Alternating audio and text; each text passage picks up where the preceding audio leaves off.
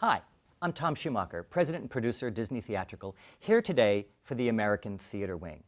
Our topic today on working in the theater is simply the state of the theater. Now this season, we're going to look at this topic from a number of angles, but today we take the particular perspective of institutions and producers. And to do that, we have two fantastic guests today. Let me introduce them to you. First up is my good friend Kevin McCollum. Now Kevin began his career as a performer, but he's perhaps best known as the Tony Award-winning producer of a string of hits, including Avenue Q, The Drowsy Chaperone, In the Heights, and of course the groundbreaking Jonathan Larson musical, Rent. But Kevin's of particular interest to us today because he's done something particularly interesting. Now, of course, with his partner Jeffrey Seller, he transferred In the Heights, where they produced it off-Broadway, to Broadway. But now you've changed the model completely, and you've taken Avenue Q from Broadway off-Broadway. And then shaking the model up even further, you once again produce Rent, but this time in an off-Broadway theater.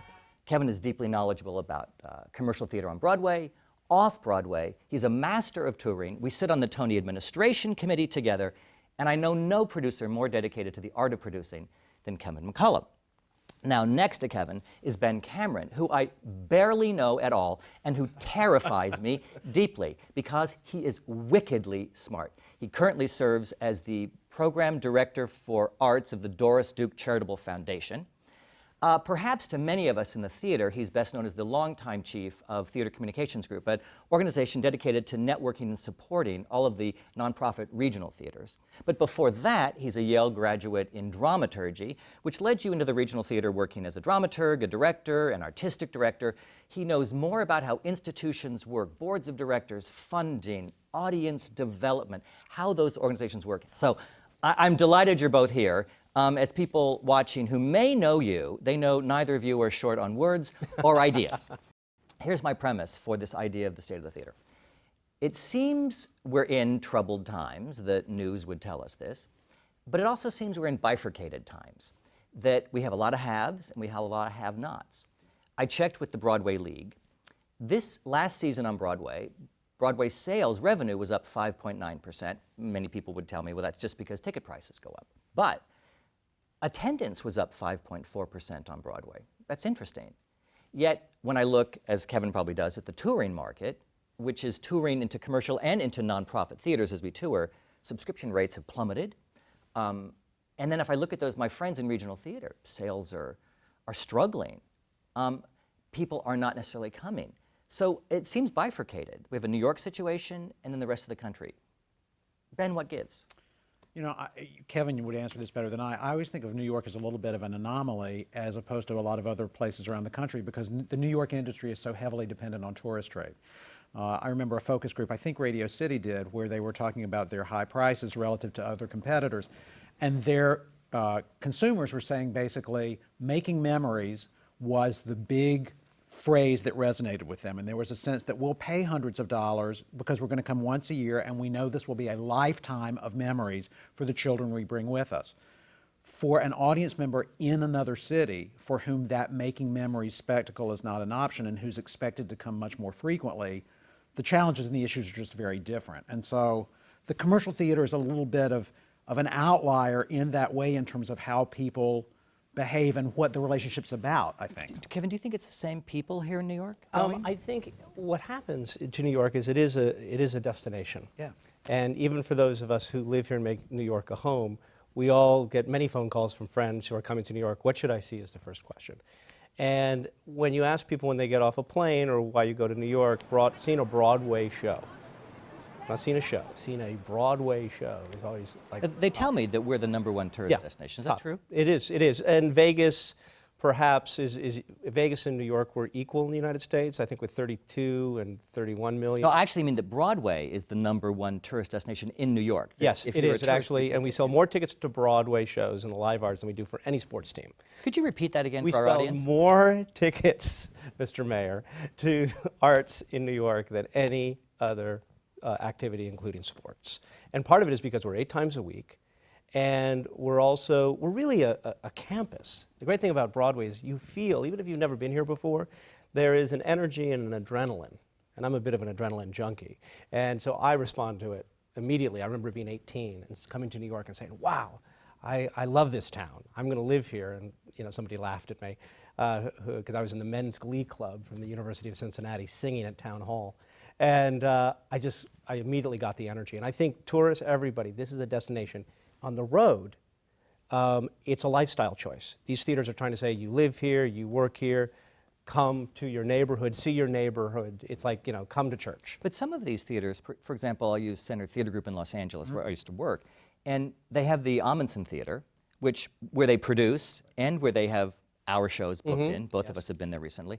And then they have the Mark Taper Forum, which is essentially a producing house, not a booking house. But that is a plaza that exists unto itself. There's nothing around it that gets any energy. And now that you have Disney Hall, that has been helpful, the new concert hall. And you also have the Dorothy Chandler Pavilion in the same plaza. But next to it, you have the courthouse, which is basically, you know, all the lawyers and stuff show up in the day, and then it becomes a ghost town at night. And the thing about Times Square, specifically, there's so much to do in Times Square. See a Broadway show and also just people watch. It is such a great people watching. And I believe people are hungry and thirsty they're curious. We're curious creatures. I agree. And Times Square allows that voyeuristic, exciting, fascinating. If in fact, it is, because Ben, you said it about tourists, is Broadway really just tourists, do you think? It's not just tourists, but in terms of demographics came out recently about the average household income for Broadway audiences, I think was in excess of $200,000. The average house, or the median income household in New York was $40,000. So it's a very different demographic. You know, I think there are two things that Broadway does that the nonprofit theater will never do, by and large. Number one, there's celebrity presence, because a lot of what we thrill about when we go to see a Broadway theater or a Broadway show is who the actors are on stage, and we know them as being known quantities and celebrities, which typically isn't true in the institutional theater. And the Broadway theater has an ability to do large-scale spectacle, and especially large musicals, that are simply beyond the purview of nonprofit theaters by and large. And that's fantastic to draw. But here's the wonderful, interesting irony about Broadway. Actually, if we took a poll, and I haven't, but just looking at the scene, the not-for-profits on Broadway are the only ones who oftentimes can offer the celebrities what they want, which is a short run, and they're doing it for their career, not the money. And therefore, we are some wonderful theater, the not-for-profits like, you know, MTC or Roundabout or Lincoln Center, they enjoy the patina of the commercial Broadway theater, but actually they benefit from their mission being saying, we're only really going to run it for 16 weeks. And therefore, everyone's going to work minimum. And then if we extend it, we'll start, and we can get the star to stay, we'll start paying top dollar. I wish I had that formula to work with. Go ahead. And that's the problem. That's the problem. That's a conundrum of crisis for a commercial producer who doesn't have a theater institution behind him, but has to sort of figure out, okay, how are we going to do these shows? It's one of the reasons why most of my shows don't have stars, because a star to commit to a new musical for a year is very difficult. And when they leave, you have to replace them. Right. But Very difficult. Go ahead. No, it's funny when you said nonprofits on Broadway. My mind went before the institutions here in New York to nonprofits around the country who transfer work in, like Yes. Steppenwolf right. frequently brings their work in, et cetera. And this issue around choice and length of commitment has plagued the nonprofit theater in a different way for a long time, you know, especially when pilot season went to being 52 weeks a year as opposed to just those couple Actor availability. Right.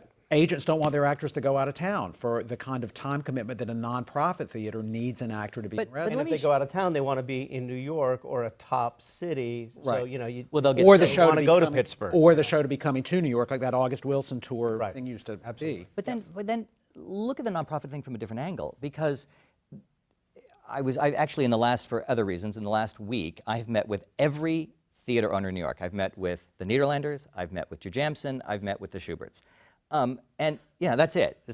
And the humble Walt Disney Company with our own little venue, the New Amsterdam If you could only Theater. sell yourself on your show. If I could only plug myself. That being said, there's a line for every theater in New York, a line of producers waiting to get them. And the announcement this week that Billy Elliot would not be running after the first of the year caused a huge shift of people moving around theaters. But the irony of that, no one knows this better than Kevin, is that what is our failure rate? 70%? 80. 80%? Yeah, absolutely. Of like where you don't even recoup, and there are those shows that just recoup but throw off no profit. Right. So ironically, as the late Jerry Schoenfeld used to say, there's no profit like nonprofit, Right. but the converse of that is there's no nonprofit like profit. Yeah. That for the vast majority of people, investing $1 on Broadway is losing the money anyway. Correct. But the nonprofit model, which is seeking funding, struggles to get that funding. The not-for-profits, I think one of the things, yes, they have their mission. Yes, they can raise money for just an institutional ideal of what we represent in this country. And what happens is they need to figure out ways to earn money outside of their own four walls. Oftentimes they have a theater, some have theaters on Broadway, some have theaters off Broadway, and then move. And anything above the 16 or 20 week subscription that they've budgeted the week is just gravy for them. And every year, just like a co-op board needs a couple of people to move out to get the transfer fees, every year a not-for-profit needs some gravy. And it could be a big donation or it could be the extension of a show. Ben, is there any gravy being served out in the country right now? It's very hard. You know, universally where you look, contributions are down to theaters. Subscriptions, as you've already nominated. Just can you break, just because I know you're very knowledgeable on this, because contributions, we have private contributions, you have like yours, because from the Doris Duke Foundation stuff, and then there's government. Correct. All down, and any increased rate between them? Government's a little iffy because it really depends on where you live. You know, for example, we all know Governor Sam Brown back in Kansas has killed the Kansas Arts Commission. There is no state arts council in Kansas anymore. So if you're in Kansas, that's a huge How many loss. states don't have an arts commission? One. Kansas is the one. There have been 50 up until now, but with that change, and he vetoed the appropriation, he exercised a line veto. Other states have been seeing massive cuts in their arts councils, some more or less than others. A few states have shown dramatic increases. So the state arts budget really depends on where you live, and to some level, so does local arts funding. As a general trend, the National Endowment for the Arts budget is down, not insignificantly. When you were just curious, Yeah, sure. because you were at the endowment. I was. You ran the theater program. I was, and I left there in 1992. Our budget at that point in time was $172 million, and the budget currently is around $145, I believe. Mm-hmm. And that's not even factoring in the differential in inflation and cost in a 20-year period. And what was it? Do you know historically, say in the 70s or 80s, where that budget was? I have this memory that it was very high, and now it's less than Army bands or something. Well, it was less than Army bands when I was there. I mean, and this pains me to say as a lifelong Democrat, but we all were aware that it was under the Republican administrations that the National Endowment grew most significantly. It was the Nixon years where the budget really skyrocketed. Of course, it was started in the Johnson administration. The budget really grew, and then it showed basically incremental growth until Reagan came in, who sort of stalled it out for a while. Then it crept up again, and then in the wake of the NEA controversies in the early 90s, Congress halved the budget and took it to below $100 million, and it's been trying to recover from that ever since, but never has come back to that. And what about foundation giving, like the Doris Duke and others? Foundation giving is really imperiled right now. I think a couple things have happened. In the wake of other social needs, foundations have had to make very hard priority choices about if we want to fund medical care or environmental issues or the arts. Depending on the foundation, some have held their ground. Thank God for the Ford Foundation. Thank God for Mellon. In this business, thank God for Schubert. Yes. The Schubert Foundation is the largest funder of general operating support for theaters in the I country. think most people don't realize. I think their number is around $20 million a year. It's fantastic. They do more for theater industry than any of the Which rest is, of us. ironically, money that they're dispersing, that they're making from operating commercial theaters. Absolutely right. And And they get to act like a foundation, which allows them to operate that way. And Vicki Reese is fantastic as their program officer, and what she does for them is really extraordinary. But in many foundations, they've had to make a hard choice. And I'm grateful that at our foundation, Doris Duke said in the will, we must have an artistic purpose as part of our mission, so our arts program is ensured. I see a lot of colleagues now facing arts programs that are being decimated and eliminated. And what about individual giving? And in corporate, which is the last, corporate giving, especially in the wake of the collapse and the economic collapse, really has walked away from the arts. I should also add, in terms of foundation giving, at our foundation, we lost $800 million when the market turned in 2008, which is about a third of our portfolio, and that was typical for foundations. So The corpus that you had corpus shrank by a shrinks, third. so it throws off less cash. Correct. So you can give less away. Correct. So even those of us who have stayed the course have less to give because of, with rare exception, because of our asset base shrinking. And presumably, nice rich man, nice rich lady who used to always write a big check to the local theater and which is such a vibrant part of their community, is doing the same thing, right? Depends on where you are. There was certainly an upswing right after the economic collapse because there was a real sense of we've got to dig deep, we have to go that extra mile. And now that we've emerged into what's called the new normal by some people, there's a kind of acceptance of this diminished resource basis, what we're going to have to work with. And in line with that, those special gifts seem now to be disappearing. And so individual lines are being challenged as well. Same thing's happened in the commercial theater. I was going to ask, somebody who so you're chasing the money too. Well, yeah, and somebody who has said also, there's two things happening in the commercial theater. One is, yes, people have less money, and two is, because they have less money, ego is sort of taking over. There always has been tremendous ego in the commercial theater because it's a great cocktail conversation. I'm a producer. I can't tell you how many people put $30,000 into Rent who I heard a story that they were at a cocktail party saying they produced Rent, which is great. They need to have ownership of it. Is also the erosion of commercial producers. Now, I can always tell how much a show costs with a commercial producer is because, and I'm talking about, myself as well, oftentimes, however many names above the title, that's how many millions it cost. Is it harder to raise money? For example, you produced Bengal Tiger this year. Yeah. Was that hard to raise money for Bengal Tiger? It wasn't hard because actually it was one of the first shows I did that it still was the ethic of a new writer because Rajiv Joseph's a brilliant playwright. And we had Robin Williams as a star who wanted to do it. And I thought it was a very, very important piece of work and funny and interesting. Rajiv's a great writer and Robin really wanted to do it. So I felt it was great alchemy. It was rather easy. The budget was $3.3 million, I think we raised. And it was very easy to raise. Unfortunately, we only returned 50%. We did not make a profit. We do have subsidiaries because every new musical has subsidiaries. But part of the package with these not-for-profits, which is great, it never would have been produced originally if it wasn't for Michael Ritchie at CTG. So the Host Theater. At the Host Theater. So how also not-for-profits that start new work, that work with commercial producers, there's an income stream back to the original well, let's production. address that, because this is an interesting, I want to talk about the convergence. Now we've talked about the separation and the disaster of, we have a lot of tourists and support in New York, we have theaters struggling around the country, but we know, for example, that La Jolla Playhouse, under Chris Ashley, that Jersey Boys starting at La Jolla Playhouse now pays money back to the La Jolla Playhouse. Right. So theaters are pursuing this, yeah? They've been pursuing it ever since Chorus Line. I mean, that was the one that really, for a nonprofit theater, set the model, was when Joe Papp moved Chorus Line to Broadway and it spun off money that became the endowment that sustained the theater. Suddenly there was that awareness of the viability of the commercial transfer, even though I think I'm right when I say the first transfer of a nonprofit to the commercial context was Great White Hope, which came up from Arena Stage with James Earl Jones and Jane Alexander in the 60s.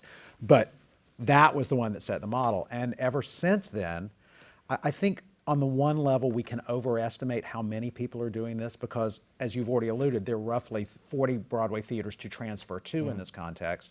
And when we used to do the research every year, there would be roughly 18 or 19 theaters around the country receiving enhancement money in a given year out of 18 or 1900 nonprofit theaters around the country. So it's not But for the benefit of our viewers, how many nonprofit theaters are in America right now? Between 18 and 1900, according to the most recent estimate. And that's a remarkable thing because in the early 60s, there were less than 3 dozen. So we've gone from fewer than 36 to 1,800 in about a 40 to 50 year period. The other thing is that, those statistics are interesting. However, I actually think there's more enhancement, especially in the percentage of new work. Because when you do a new piece of theater, there's subsidiaries, there's ongoing, you're releasing a brand new bundle of rights. Oftentimes, how the not-for-profits are working now, it used to be the not-for-profits where the regional theaters would work and have a dramaturg on staff, and they would find 3 or 4 shows, maybe one would be a musical, and they would do them. And then people like me would come and see them. What's happening now, at least the way I work, is that, and others like me, that we actually, because the agents and the playwright want to know that they have a champion before, after, and during the regional production. So oftentimes, I will get calls from not-for-profit theaters in New York and also around the country saying, what do you got? Yes. It's like a dim sum menu. Well, God, I'm about a year away from this, but if you give me a date, and this is the other thing I need an opening night. Because I don't You need an opening night in the nonprofit somewhere, theater yes. to give the... or off Broadway. Because my goal, my belief in the theater, and this is where I sometimes have arguments with purely institutional Sometimes have thinking. arguments? Purely institutional theater. We are a research and development business, whether it's not-for-profit or commercial. It's alchemy. And yet, the whole industry is structured like manufacturing. On top of the manufacturing structure, economically, we have an emotional split on profit, not-for-profit, which I find disturbing. That What do you mean? the commercial people, what are they up to? Are they going to corrupt the institution? Well, the institution is looking for increased revenue any way they can, through donations, through being attached to original property, and having a piece of that exclusive licensing that kicks off revenue. So oftentimes, the dirty, it's not even a dirty secret, it should be open, and I want to talk about it. Not-for-profits look to the commercial producer to find their project that they can then put in front of their donors and say, look, we're originating a new musical. I'm just quiet. I sit back. I watch it. I fund it through enhancement because we don't know what will happen. I don't get any revenue from that theater, but they use that show, almost like what PBS does for their fundraising. They need something different to tell The banner to their core subscribers and their board, look, they didn't necessarily develop it, but they will hosted it. They will produce the show for the commercial Does thing. that resonate with you, Ben? It does.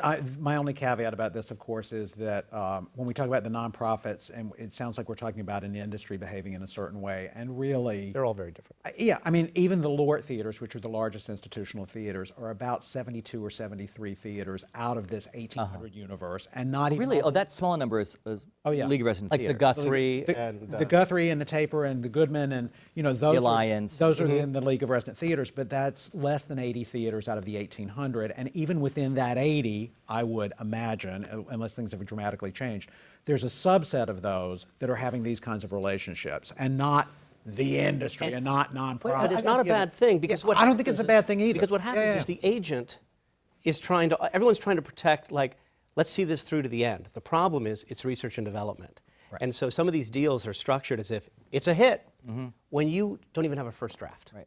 And Well, I'm going to ask about this question we all of have to safety. take that risk. We This take that question risk of safety, together. because I know that there's an impression in some regional theaters that producing classics, things that are very well known, things that that it can be easier to get people to attend that. There's a perception of that in some quarters.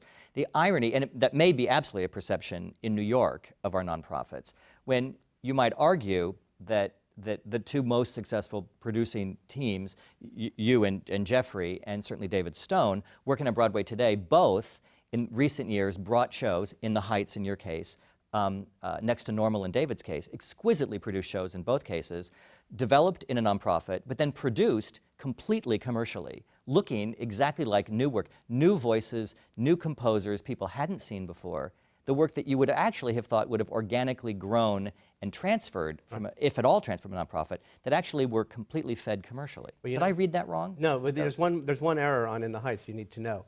In the Heights started off Broadway at a theater Jeffrey and I built called 37 Arts. It's now the Baryshnikov Center for the Arts. We sold the theater a couple years ago.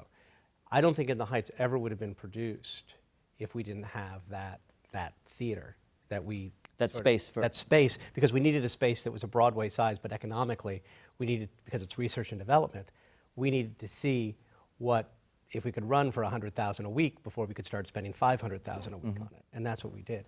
But you're right in this point. Our goal is commercial producers, because if we recognize it's research and development, and we don't have brand, we're not working with a brand, a known title. or a known title, or something that was a movie, or even an author you've ever heard of. We have to grow it organically. Therefore, we have to bring it to market at the lowest cost possible. And it's still, we had to raise $3 million, and we ended up running for 26 weeks. By running for 26 weeks, we couldn't have run for 26 weeks in a not-for-profit, because they would have needed the theater for their next space, their next show. So in 26 weeks, in the last 10 weeks, we finally were able to take Lynn out of the show, because he was in it. And some notes we were given, he was finally able to also see the show. And that was really important to run that long, to figure out what we needed to change to move it to Broadway. So that was purely a commercial enterprise. We did place it at the Eugene O'Neill Center for some development. Originally, before but we had all the commercial rights, and So that's actually... We had all the rights from the very beginning, and we just said, we have to start it here, and we have to just listen to the audience. And I think most producers, unfortunately, and many people who make their living in other areas, but then decide they're Broadway producers, which is great, I love them, but it's not their core business. It's something they do, it's how they invest their money. And it's a very different way of... Go ahead, Ben. Well, and theoretically, which may be just an assumption that we all have that everyone understands this, but I'm not sure everyone does. The primary research is potentially around two different things. I mean, part of the research that the commercial theater is wanting to do is, do we have a commercially viable product on our hand, and what are we trying to do? The nonprofit theater is not designed to lose money. The nonprofit is not a designation that it's not a money-making enterprise. It's a designation that the motive for the work is not a profit-making motive. And so the nonprofit's research in the best nonprofits is this a property or a play that has a meaningful statement to make to our audiences, which is a different kind of research, and it's a different end product. I sense from the shrugging there may be disagreement. Well, no, this is what's interesting. I think you're absolutely right. That's how institutional thinking works. They don't make profit. They make surplus. And this is what not-for-profits have if they're a successful not-for-profit. Oh. They're a surplus. Well, and yep. and hopefully that goes into developing writers. It increases the salaries. By profit, you mean that here's the thing. No one is individually profiting. Exactly. No, Correct. but surplus is also contingent on contributed income. It's not surplus solely through the means of profit. Exactly. Just as a base case for most people, just so people understand, in a classic, major nonprofit, what Bob Falls, the fantastic work he and Rock are doing at the Goodman, and certainly Michael Ritchie at the Tabor and others, how much is earned income and how much is contributed for? In the most recent study, and the bigger the theater, the more dependent you are on on earned revenue. But typically, it's now 53% of the cost comes from earned sources, and 47% of the cost comes from contributed sources. Well, and one of the things that's interesting, if you're also a theater in a retail area, a really heavy and retail I mean traditional retail. Yeah, and I think Seattle is one of those theaters. Oh, they're in trouble. Yes, but the idea is that oftentimes what I've seen, and maybe this is not happening as much, oftentimes the Chamber of Commerce can also get behind the theater because they realize it's a gathering destination. And from restaurants and retail, there's been a lot of effort for the more commercial-minded people in the community to attach to the theater, and not because the state is bankrupt, but the vendors want people to... Before I move away from town. this Right. conversation, Seattle's an interesting example. Yeah. Because there's a lot of focus on Seattle right now. It's a fantastic city, Beautiful. Great population. Yes. It's an interesting convergence of nonprofit and commercial. You have a regular Roadhouse. I had a show in the Roadhouse this summer. It's got a producing house, which is the Fifth Avenue, where I did a show this summer, which we Disney enhanced it, to see what that show would be and what its potential commercial life is. Research and development. Yeah, research and development there. Then they've got Seattle Rep, which is, just a big, prosperous theater. They lost the Intamin. Well, it's a successful theater, but they lost the Intamin completely. Well, we don't, unless you know more recently than I do. The Intamin's suspended and given themselves a year to try to reorganize and see if they can return. So for the current season... So they need a hit show. Well, for the current season, it stopped. But you don't think it's lost completely? I don't know. There was the other primary example in Seattle that everyone will point to is there was a point where everybody thought ACT Theater, which stands for a contemporary theater, was down for the count and gone, and they retrenched and gave themselves a year and significantly rethought how they do business, and now they're back and doing actually very, very well. And the only reason I gave you the other look during Seattle Rep was at the worst of the economic downturn, Seattle Rep ended off going to a 4-day work week and pointed in a lot of their work, really downsized their staff. And Seattle, which had been looked to as one of the meccas of the theater industry, is now a community. The Empty Space, one of their long theaters, has closed. There's a real shifting going on in that landscape and a real stress on those theaters. Then is Seattle a petri dish of what the rest of America looks like, where you've got struggling, closing, shifting economics, still commercial producers come through? But also the underlying economics of Seattle are better than most towns, given they're so technologically driven, with the headquarters of Microsoft and so much thinking going on in Boeing. There's a lot of thinking going on in that town, a lot of education. It's one of the better cities. The Twin Cities is also a wonderful city for the arts because of education. And I believe it's actually worse. In the Seattle? Regionals. No, Oh, in the regionals. elsewhere. In regionals. Here's the other thing. You said the subscriptions were down. At the last league meeting, different road markets reported. Now these are road markets that are they're usually multi-use buildings that they house sometimes the orchestras and sometimes other things, and also Broadway. Broadway usually drives, when I was at the Ordway in St. Paul, Broadway had to make up $1.2 million every year of just institutional deficit that they knew when they built it, it was going to cost more just for electricity. What were you and doing stuff. when it wasn't Broadway? The St. Paul Chamber Orchestra, the Minnesota Opera, and Broadway took, at least at the Ordway, took the worst dates because we had to take care of the community first.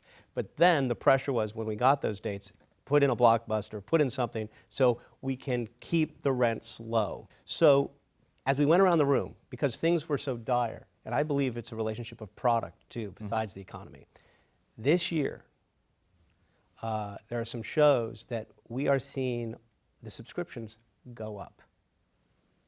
It's fascinating. As you know, blockbusters oftentimes are the tent pole, like we had all those years of Phantom and Saigon, and then Lion King, you know, drove the road, still does. And the idea that we are seeing an uptick because we went so down in 2009. So actually there's recovery in the subscription Broadway market. And part of it is because with the internet and the frictionless way we can now market our shows, we actually are reaching more people to come to the theater at a less of a cost. It's easier to find out what's playing everywhere, which is also driving the New York sales up. I've listened to, Ben, you talk about this topic before, and it is actually the next thing I wanted to get to, this question of technology, friend or foe, because just given the choices people have, just the competition for the audience's mind, for their intellect, for their sheer pursuit of delight. Correct. Internet is and the potential of streaming, everything we can do, and yet our world, commercial and nonprofit, is so interdependent on the internet because traditional means of marketing are collapsing right and left, and the cost of it goes up. Right. Traditional marketing cost goes up, impact goes down, and then we're between social networking and paid advertising.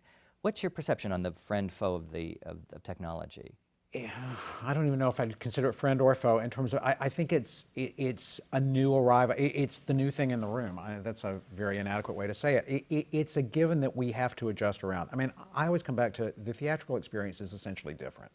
And frankly, one of the things that was most interesting to me, I went to the TED Global Conference this summer, which is a high-tech conference. And they walk out on stage at the beginning of TED Global and they say there's one ground rule at TED.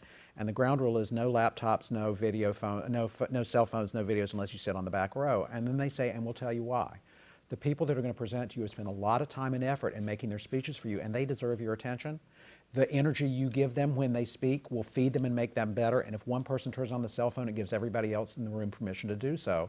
There's spillover space. If you've got to have those things, you can go watch it streamed in the next room. But if you're going to be in this room, they're off.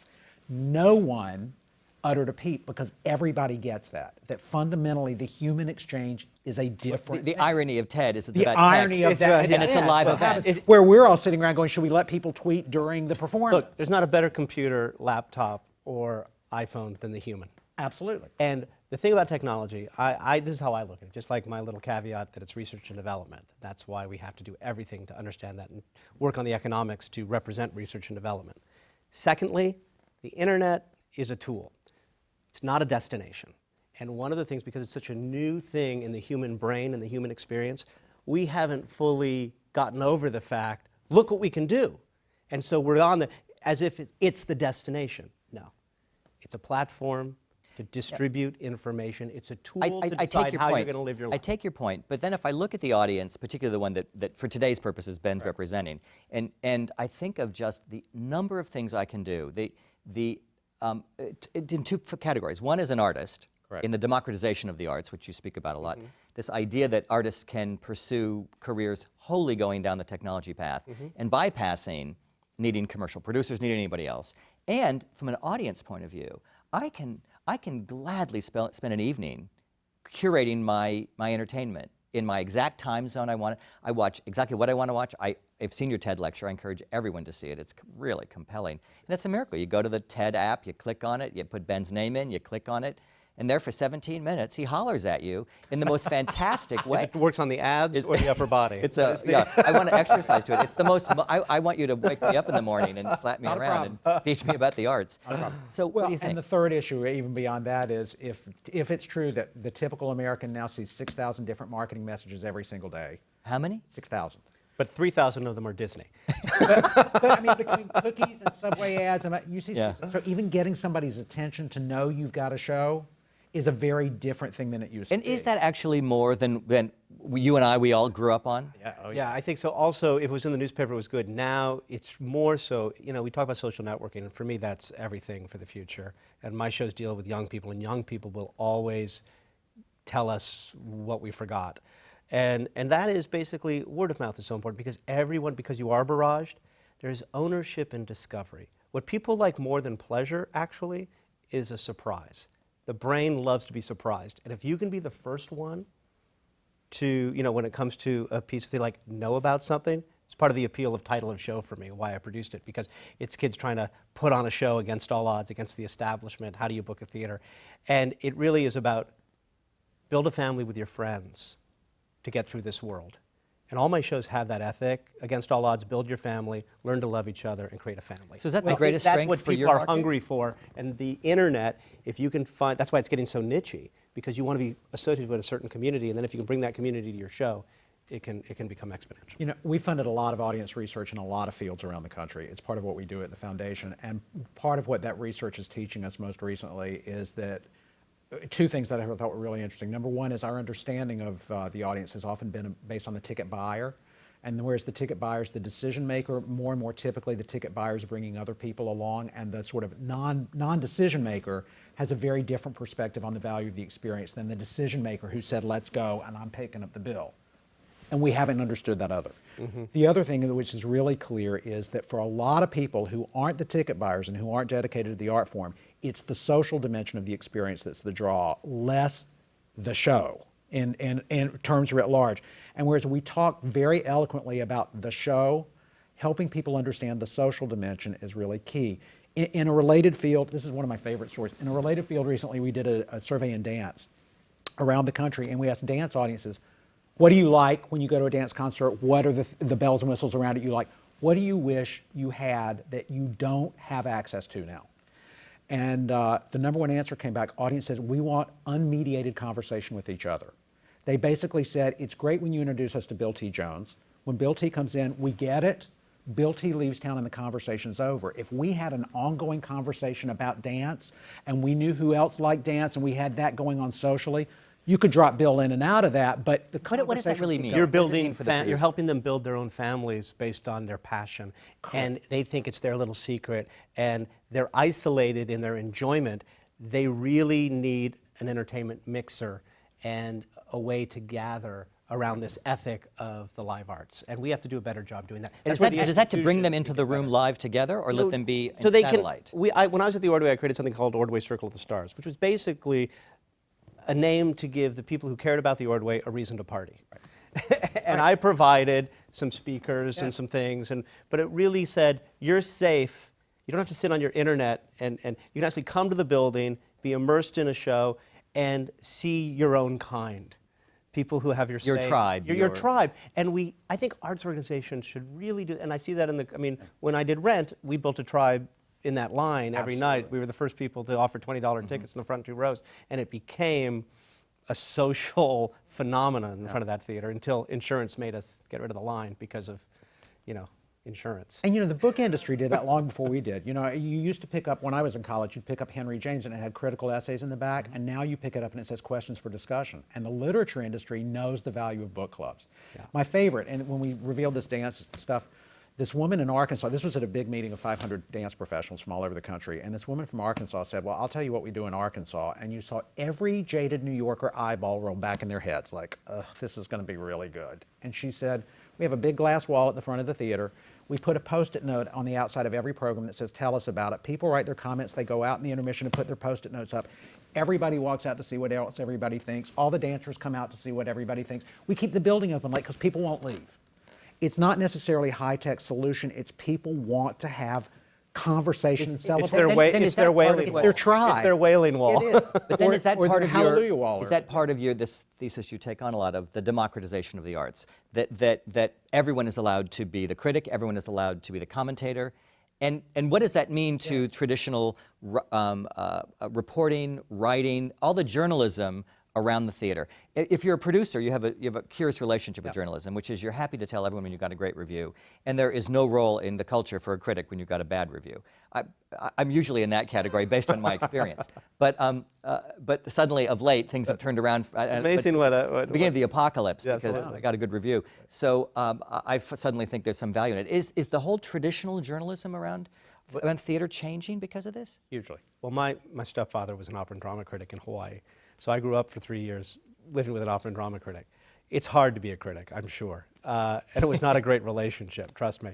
But I will say this, one of the things the not-for-profits are doing, and I've heard about this recently, is, especially with new work, and I think this is dangerous, because it is research and development, and it's, we're bringing them into, like, you're the great audience, you know, we're so thrilled to have you, enjoy. I know some theaters are actually letting the audience say, we want your comments before the show begins. And I think actually, before the show begins, we want you During the curtain speech, you're part they of solicit. you're part of our.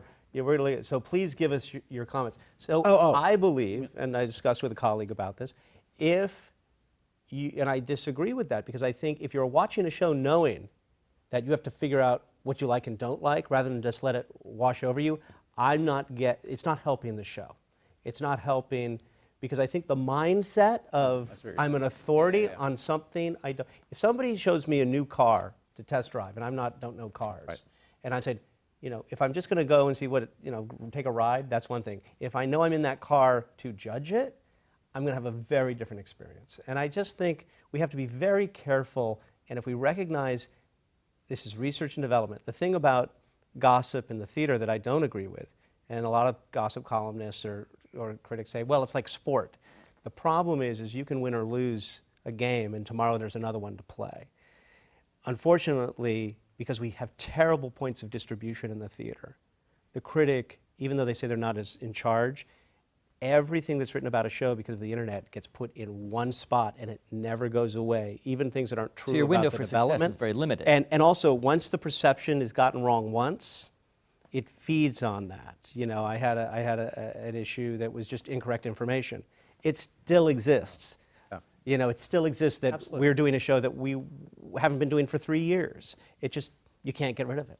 Yeah, we have the same thing in a different way in terms of the blogs are now being quoted as sources. As sources, I mean, yeah. the bottom line, sort of again in surveys, repeatedly, people would prefer to believe a fellow theater goer over a critic. When I first saw that, and that's why the nature of this is changing. I think both newspaper circulation is down, blogs are up, and people are looking more and more to colleagues to guide their use of social time. Well, this, of course, it goes back to just the economics of marketing. Absolutely. In that the local newspaper no longer has an arts section for economic reasons. Correct. Ad rates for are movies. down. Yeah. So yeah, and even they for have movies. some It's movie. to advertise There's no theater advertised in there, and there's no theater editorial. Correct. We used to come into town. You'd get a big piece about your show arriving, and everyone read it. Now no one's reading it because it's not there. Then you get a review. Whether it's good or bad, it usually doesn't affect your tour because you've probably left town or you've sold what you're going to sell by that time, which means we rely heavily on the blogosphere, right? The internet. Absolutely. We do, enormously. I want to shift conversation a little bit because Yeah. Terry Teachout, who I respect enormously, I don't always agree with him, of course, as no one ever agrees with just one person writing, but the Wall Street Journal, I think, covers American theater in an extraordinary way, and I think because he is constantly covering regional theater as well as They have a Broadway. budget. Yeah, and he does a beautiful job at it. And he had a piece recently about playwrights cannot make a living as a playwright. And he listed all the playwrights that we love and that they're all making money writing screenplays. So then by extension, I asked the question, can people actually make a living in the theater today? You can make a killing if you have a big hit, if you're central to that. Can you make a living? I believe an artist is an artist, and whether you're writing plays or writing film or writing television, you know, oftentimes, I think television gets a bad name, but actually a lot of playwright and friends of mine love writing for television. What is a living? Where are you living? Should you have a place in LA and a place in New York? It's all about, I think, exposure. And Broadway is one of the few places, or off-Broadway, or the theater, regionally, where if you get one person who's in one of these theaters to be your champion, you actually get your work seen. There are so many writers who are writers in LA who never get to write. But actually they have 20 scripts and 3 screenplays, and they've just never been produced yet. And they might be working in a restaurant, but they really, define themselves as a writer. The great thing about the theater is you can open up that garage and put on your show. The great thing about New York, you could go into a 50-seat theater. You can raise $10,000 and put on a new play. You really can in New York. You don't have to wait for a studio executive to say, we're going to put you on network at 8:30 or a Saturday morning show. Do you feel that way around the country? Well, the issues of undercompensation have been very much at the table as long as I've been in this business, so for at least 35 years. And I've never remember a time where we had any illusion that the majority of members of any craft, playwrights, designers, actors included, had the kind of lives of economic dignity to which we thought they were entitled. And especially now what we are seeing, unfortunately, given that most theaters are 40 to 50 years old, the biggest ones, we're seeing a generation moving into their retirement years and they don't have the money to retire on and no jobs to go to, and we have a big chronic issue. Around playwrights, I think other people in other industry or other parts of the business would envy them the opportunity to go back and forth between film and television and create a really vibrant economic lives. A lot of our stage carpenters don't have that possibility. The people that work they can't shift between the application of their craft. If you're the education director in a regional theater, you're working for subsistent wages. I mean, you're paying your rent, but not much more. But you don't have those other opportunities, and so it's a chronic, ongoing issue. I think what we've got to acknowledge is, in the nonprofit at least, the nonprofit as an industry is predicated on discounted labor. I mean, no one is paid what they should and would be paid in a commercial counterpart. And my experience is a little different because if I get the rights to something, yes, it's not a huge payday, but it's more than whatever the minimum is to pay up front. I believe we should be paying more up front and share more with the author in the journey to motivate also to get the thing produced more, so that even if it hits bumps along the way, you just don't drop it too soon. Studios do this, but in the theater, there's no work for hire. And I'm not an advocate for work for hire in the theater, but I am an advocate for cast your producer too, and cast your regional theater too. Who, if you're fortunate enough to write something, really decide. Don't be afraid to reach out to a commercial entity like myself or somebody else. Say, I think do you like this play? Yes. Well, I think I'd like to do this. How do I monetize it?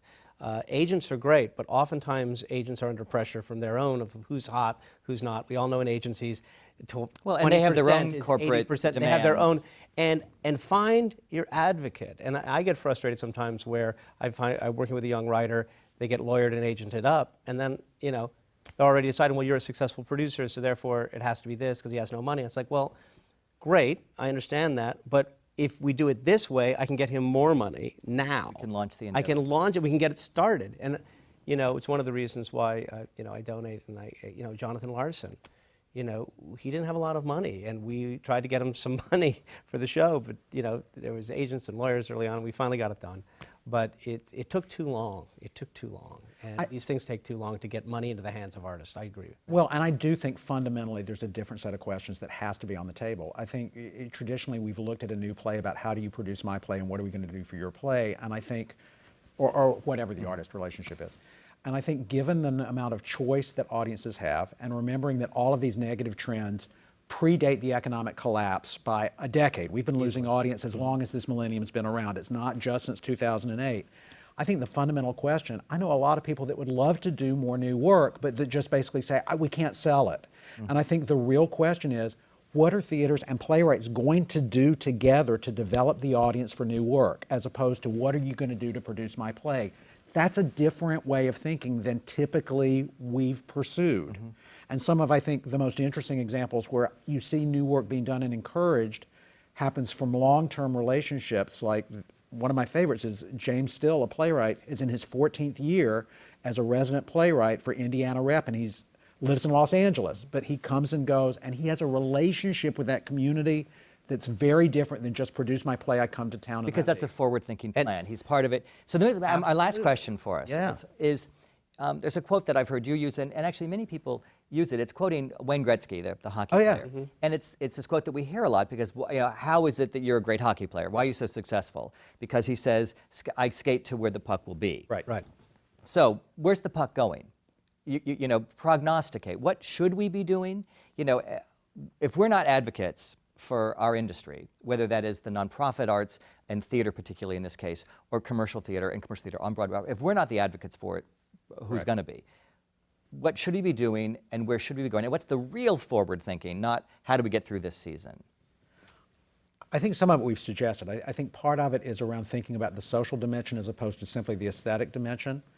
The devil for the nonprofit, and I hope I'm wrong about this, but part of what I can't figure out how to monetize, nor do I know what it means for buildings, because I know there's been a big explosion of buildings going up lately, and I've thought, You mean buildings for them? Yeah, big performance. I know someone who once called that the edifice complex. The edifice complex, and often they're predicated around a prominent architect to be a landmark destination, which will get people into the building one time, but if the work's not valuable, they've seen the building, they're not going to come back. I mean, part of my worry about that is I just think, I don't know if the theater of the future is a 2,000-seat house with big screens like the New World Symphony, or if it's this TV studio like this with camera feeds into 40 locations. And if I don't know this, why am I going to build a 2,000-seat house right now? Unless, Broadway. I think the future of theater is epic imagination in intimate encounter. I think people want intimacy, they want closeness, they want a big imaginative experience they can't have anywhere else. And how you bring those two things together, clearly you see it in the Broadway theater all the time. You have epic production values, you have big names, you have huge kinds of resources that for the nonprofit theater, bringing that kind of vastness of experience in a tight space together, lacking the celebrities, that's what we're trying to figure out. And I think there's some good signs about how people are doing it, but I think that's what the future is. I think the economic engine for the theater, the real economic engine in terms of just how many more tickets you can sell, is in music storytelling. With music storytelling. There are great plays being written, and you can always hear Shakespeare, and it's done more than anything else. But new musicals, and maybe it's because it's my certain love.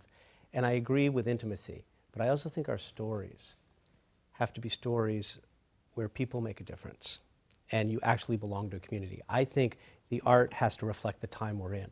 And I think one of the reasons why, in terms of where the puck is going, one of the things about Rent, In the Heights, Avenue Q, and even Drowsy is I was thirsty to see those shows. I was thirsty to see, at that time I was 33, to see kids just out of school trying to keep their voice and find out where their place is in life. I think that's timeless. I think it's why La Boheme is still in our culture as such a great piece of art.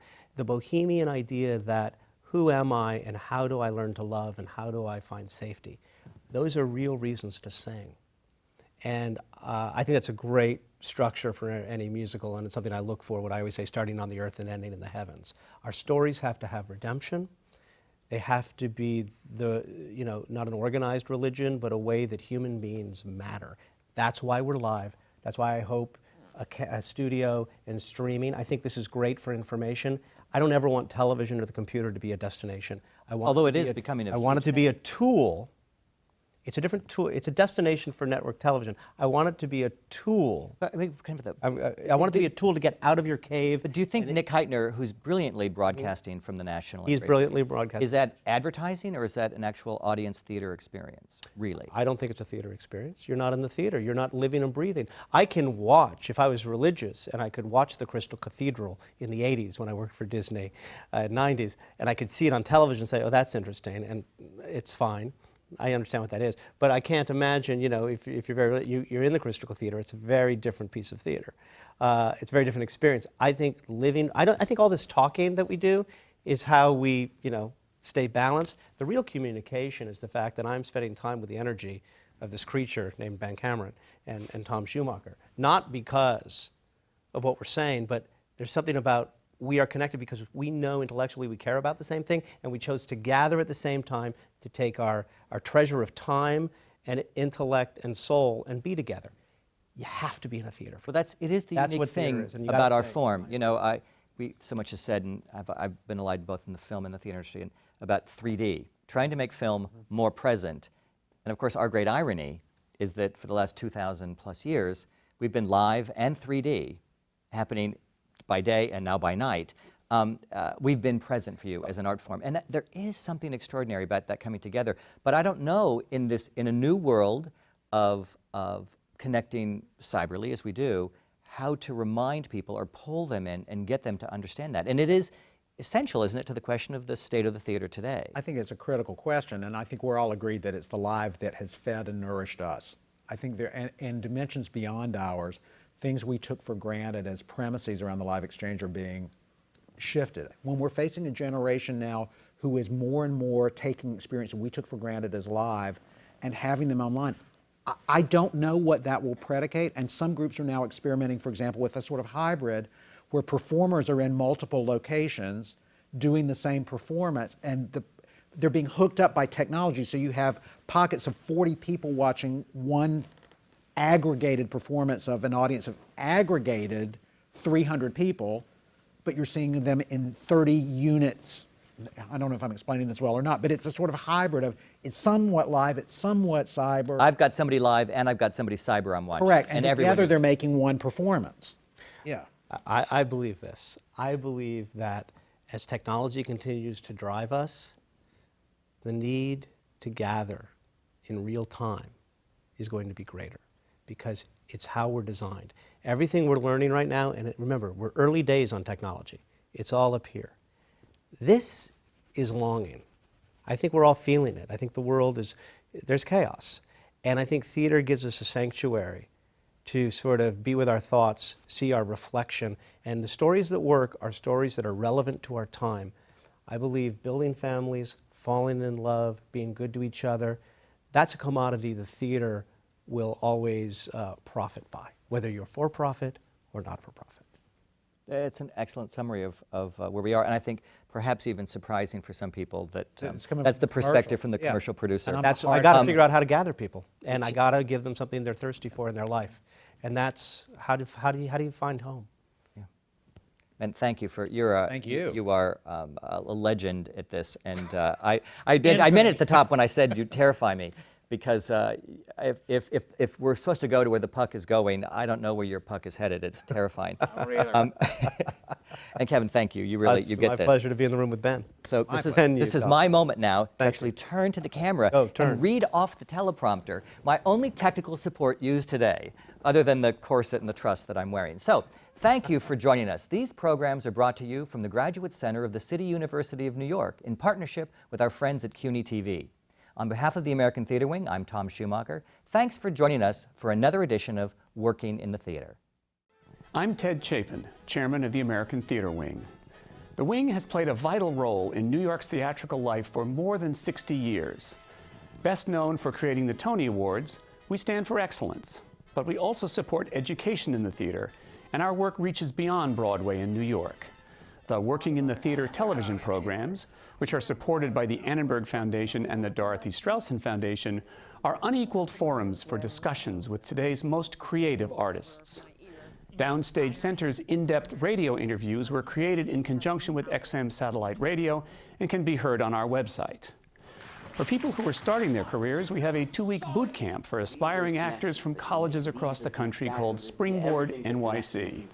And our theater intern group provides a forum for young people who are starting their careers to build a professional network. All of the American Theater Wing's educational and media programs are available for free on demand from our website, americantheaterwing.org. Thanks for your interest in the Wing, and thanks for watching.